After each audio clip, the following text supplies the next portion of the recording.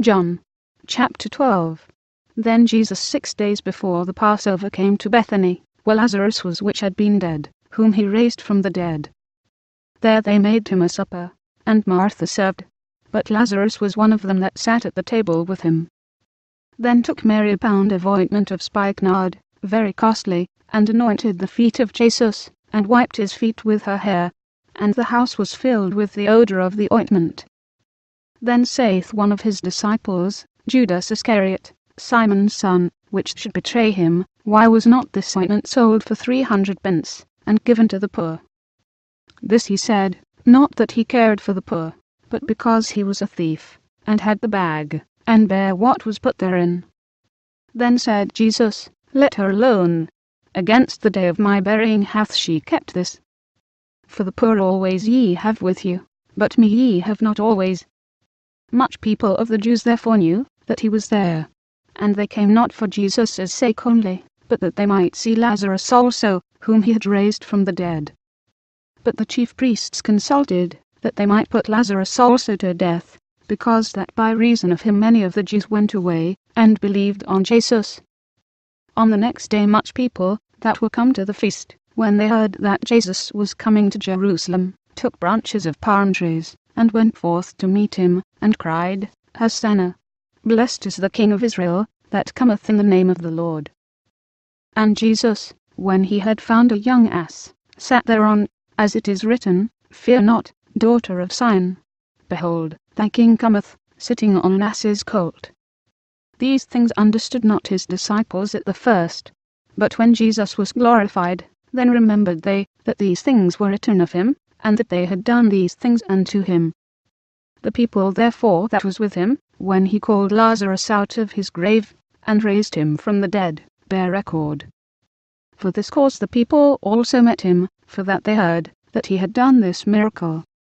The Pharisees therefore said among themselves, Perceive ye how ye prevail nothing? Behold, the world is gone after him. And there were certain Greeks among them that came up to worship at the feast. The same came therefore to Philip, which was of Bethsaida of Galilee, and desired him, saying, Sir, we would see Jesus. Philip cometh and telleth Andrew. And again Andrew and Philip tell Jesus. And Jesus answered them, saying, The hour is come, that the Son of Man should be glorified. Verily, verily I say unto you, except a corn of wheat fall into the ground and die, it abideth alone. But if it die, it bringeth forth much fruit. He that loveth his life shall lose it, and he that hateth his life in this world shall keep it unto life eternal. If any man serve me, let him follow me, and where I am, there shall also my servant be. If any man serve me, him will my Father honour. Now is my soul troubled, and what shall I say? Father, save me from this hour. But for this cause came I unto this hour. Father, glorify thy name. Then came there a voice from heaven, saying, I have both glorified it, and will glorify it again. The people therefore, that stood by, and heard it, said that it thundered. Others said, An angel spake to him. Jesus answered and said, This voice came, not because of me, but for your sakes. Now is the judgment of this world. Now shall the prince of this world be cast out. And I, if I be lifted up from the earth, will draw all men unto me.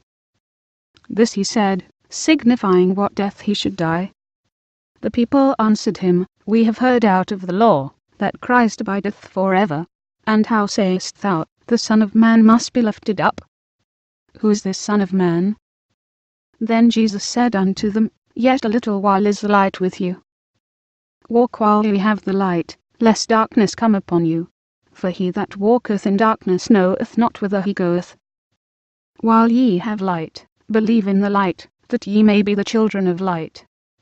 These things spake Jesus, and departed, and did hide himself from them.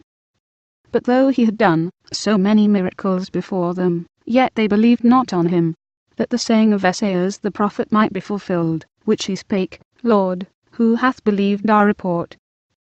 And to whom hath the arm of the Lord been revealed? Therefore they could not believe, because that Esaias said again, He hath blinded their eyes, and hardened their heart, that they should not see with their eyes, nor understand with their heart, and be converted, and I should heal them. These things said Esaias, when he saw his glory, and spake of him. Nevertheless among the chief rulers also many believed on him, but because of the Pharisees they did not confess him, lest they should be put out of the synagogue. For they loved the praise of men more than the praise of God. Jesus cried and said, He that believeth on me, believeth not on me, but on him that sent me. And he that seeth me seeth him that sent me. I am come a light into the world, that whosoever believeth on me should not abide in darkness. And if any man hear my words, and believe not, I judge him not.